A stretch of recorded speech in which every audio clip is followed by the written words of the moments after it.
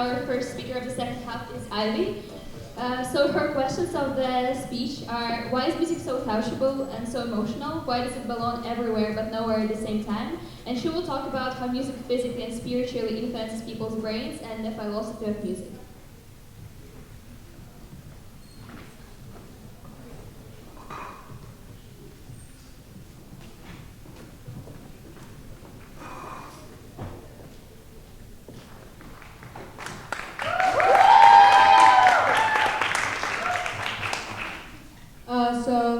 Hello again, it's me, I'm Ivy, and I'm the second year of this school, of course. So, before my speech, I have a questions for you all. What are your feelings right now after our jazz band's performance? Okay, happy and what? Nice? Yeah, I couldn't read. Blessed? Okay, thank you very much. I don't know if you noticed it or not, like, those words are, to some extent, they're all emotional words. And they're all connected with our own subjectivity. But why is it? Why do we always connect music and its influence to us with emotions? What is the logic and what is behind that? Why is it, not like mathematical formulas that have a fixed answer, why do we always connect with this word? So bearing this question in mind, I have sent up a questionnaire like a few weeks ago, and I just asked the people that's online, offline, in this school, on the other side of the earth, and my family, I asked them, what do you think music, this word, means to you? And when I'm talking to this, I also want you to think of what this means to you. And the answer I've gathered are timeless, unique, resonant, specialized, enjoyment, complex, spirits, and most importantly, the most common word that I've got so far is one of a kind. And one of a kind can also be the word that categorizes all the answers I've collected so far. So I just want to ask you the questions again. Why is music emotional and why it is one of a kind? So this is the topic I'm going to cover today. If only you know the philosophy of music. So just to begin with, in order to understand the full picture of this, we have to understand the science of how music works on us, like physically, which is the biology of it. So when you get like a set of sound waves, we all know music is a set of sound waves, it first travels into your temporal lobe, which is the blue area in the picture. So in the temporal lobe, it further breaks down into two sections, the auditory cortex and the Wernicke's area. So in the auditory cortex, your brain is gonna absorb and briefly evaluate the melody, rhythm, and harmony of the song that you've been listening so far. So you have the basic picture of what it is like. And if you're listening to like a hip hop or like a rap song that have lyrics, it is then when the Wernicke's area is going to break down the lyrics of that song and understand and comprehend the message of it, which is those two areas in the image. I don't know if you can see it. And after you get a superficial idea of the piece of music that you're listening so far, it is then the posterior parietal cortex and the cerebellum. Those two areas are really sensitive to the rhythm and the beats in music. So your neurons will basically physically react to the piece of music that you've been hearing from. So that is the posterior cortex, and your neuron is going to basically dance with the beat that you've heard. So this can explain why do we always prefer to listen to music when we are doing sports, when we're running or when we're going to the gym. Because your brain is going to subconsciously react to the music that you've been listening to. And similarly, that's also why do we dance. Like why do we dance and groove with the music. Now we understand the physical effect of a piece of sound waves onto our own body, but how do we connect it with our spirits and like our memories? So this comes the frontal lobe. So the frontal lobe is basically the area where your music is being stored with your memories. I'll give a really straightforward example. When I mention the song Let It Go, what do we think of? Frozen?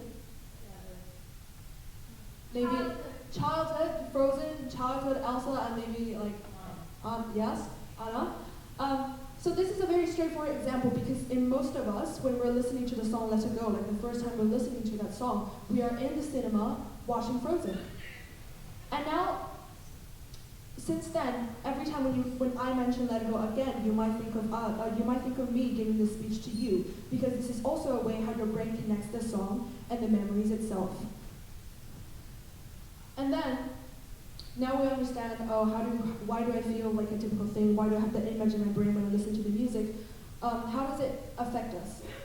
Now it's the limbic system, which is specifically the Achenbein's nucleus and the Coldate nucleus.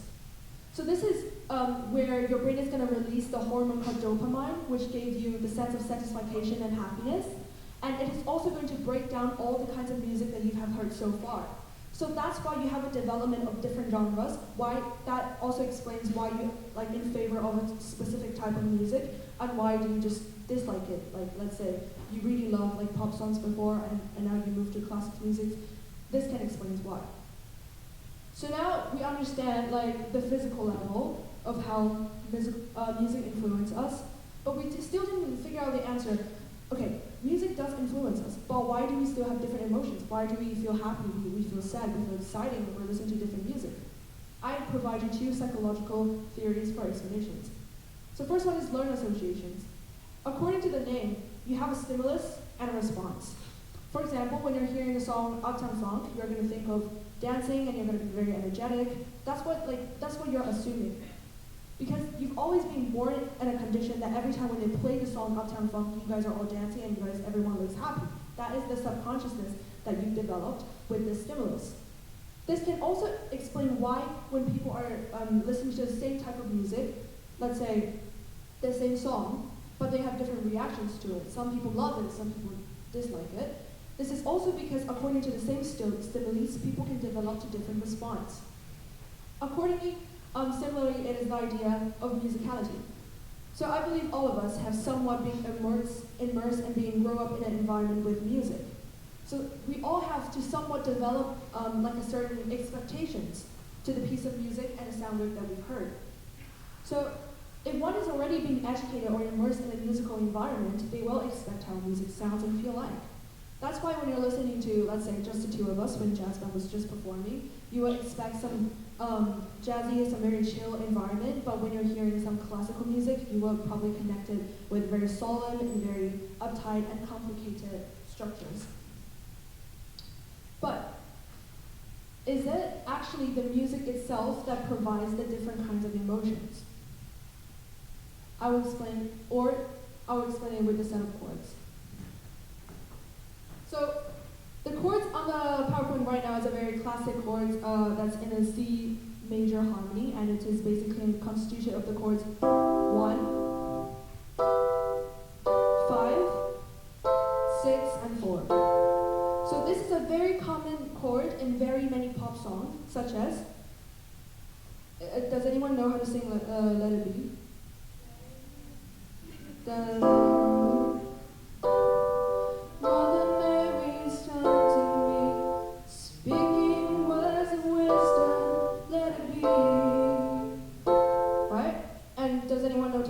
All Too Well? Yeah.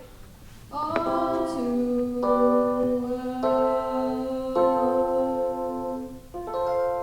So, according to the same set of chords, people can develop so many different types of music and emotions behind it. So now a new problem raised. Is it actually the music that we're playing raise our emotions, or it works vice versa? So, I have my own explanations to this kind of phenomenon. So I believe it is not music that makes us emotional, but it is whether acting as a container and a medium and a measure that allows us to put our own emotions upon too. Because it is not music that makes us, it is us who constructed the notes, the chords, the piano, the harpsichord, the harmonium, and every different instruments, etc. So let's picture a scene that you're very down today, you have really low grades, or you have just break up with your partner, and you don't know who to go to, and you don't know who to talk to. And now the only thing you have is a pair of headphones and a phone. So you just put on the headphones, you put on your favorite music, and then you start to calm down. You think, oh, what are my emotions really are? Like, how do I feel right now? What do I want to have? What do I want to gain from the thing that I'm hearing right now? Is it happy? Is it sad? Is it about the stories behind the music itself, or it's just my own stories? Using the analogy from Pink Floyd's album cover, The Dark Side of the Moon, I would love to put that us, the outer self when we're listening to music, is the transparent refractions outside the triangular glass. And music is acting as the podium, as the triangle glass that is going to create the reflections of our inner self. And what is our inner self? Well, if you know that album cover, our inner self is basically the color of the rainbow. We have so many different complicated feelings, emotions, and everything. So, what I want to say is, when we decided to talk to ourselves, to see, to feel, and to love, it is not the chords and the music that we've heard evoked us to do. It is us to put our own words that we couldn't talk to our normal friends and families, and we can finally go through that medium and see through the inner self of us. And it is where salvation finally lies, what lies within. So, to end my speech, I would like to use the famous quote from Hans Christian Andersen: where music falls, when you don't know what to say, or when words fall, when you don't know what to say, music is going to speak for you. Thank you.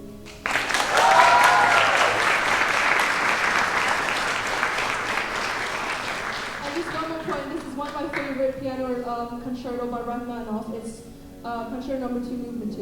Enjoy.